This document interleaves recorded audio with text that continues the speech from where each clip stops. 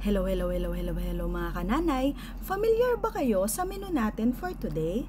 Kung mahilig nga kayong pumunta sa mga fiestahan at handaan, lalo na dito sa Bulacan, ito yung mga madalas nyong nakikita kasama ng menudo, relleno, chop suey, kare-kare at yung kaning talulo sa lamesa. Naalala ko nga dati na sa tuwing may handaan sa amin, ito ang madalas na hinahanda ng nanay ko. Ang tawag nga pala dito ay asadong baboy, pero sa iba, ang tawag naman nila dito ay binuo.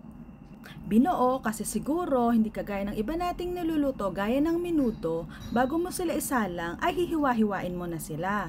Samantalang dito sa ating asadong baboy o binuo ay tipak-tipak mo na muna silang iluluto.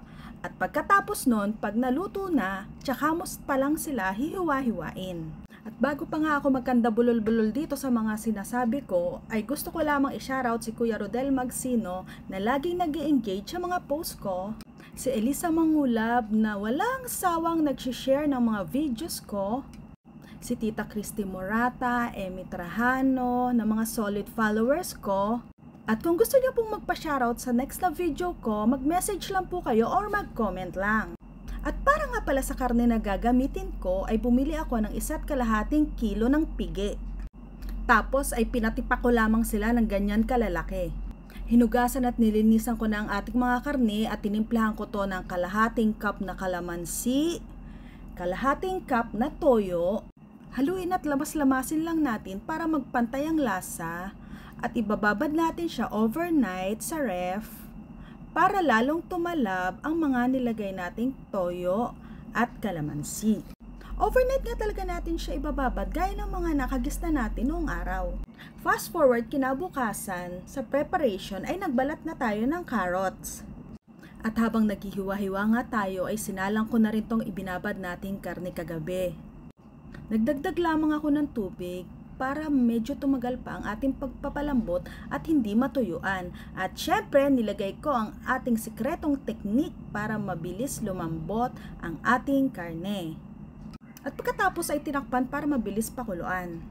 At syempre, dahil handa ang pang fiesta ang lulutuin natin today, ay naisipan ko naman lagyan ng kahit konting paarte ang paghiwa sa ating gulay na carrots at patatas.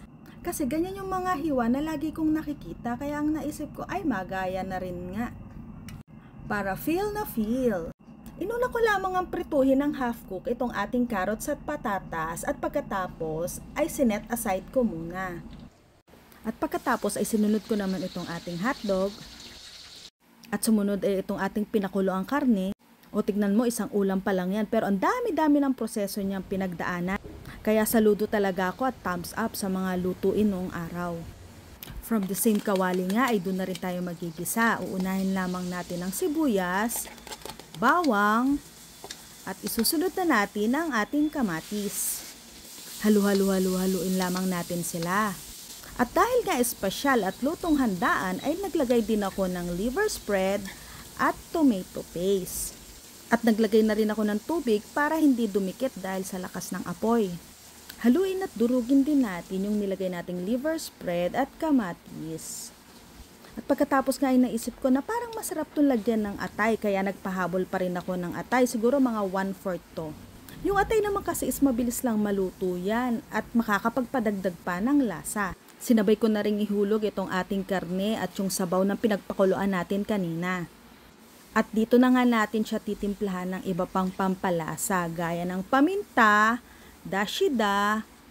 So imbis na nga pala na nor pork cubes ang ilagay ko, dashida na lang. Ang lasa naman ng dashida na to ay parang beef cube sa atin.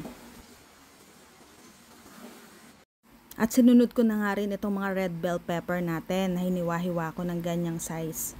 Ganyan lang, patuloy lang natin siya sa pagpapakulo. At para mabalanse nga yung alat niya ay naglagay ako ng konting asukal. Pero ito optional lang. At para nga mas lalong espesyal ay naglagay din ako ng cheese. Quick melt naman to kaya pampadagdag lapot din niya. At hinulog na rin natin ang carrots at ang patatas at sinunod naman natin yung pinirito nating hotdog. Sa mga punto nga na to kananay ay malapit nang maluto ang ating asado kaya tinakpan ko na. At pinatay ang ating kalan. I let it sit for 5 or 10 minutes. At charan! Ready na ang ating asadong baboy o binuo. O ano pang hinihintay nyo? Kumuha na kayo ng kanin lamig dyan at sabay dito sa paghihilamos sa kawali na pinaglutuan ko. Samantalang iba naman ang sinasabi dito ay eka kumuha ka na ng kaning lamig doon at isangag mo na doon sa kawali. Yun lang, maraming salamat sa inyong panonood. Hanggang sa susunod na food trip. Paalam!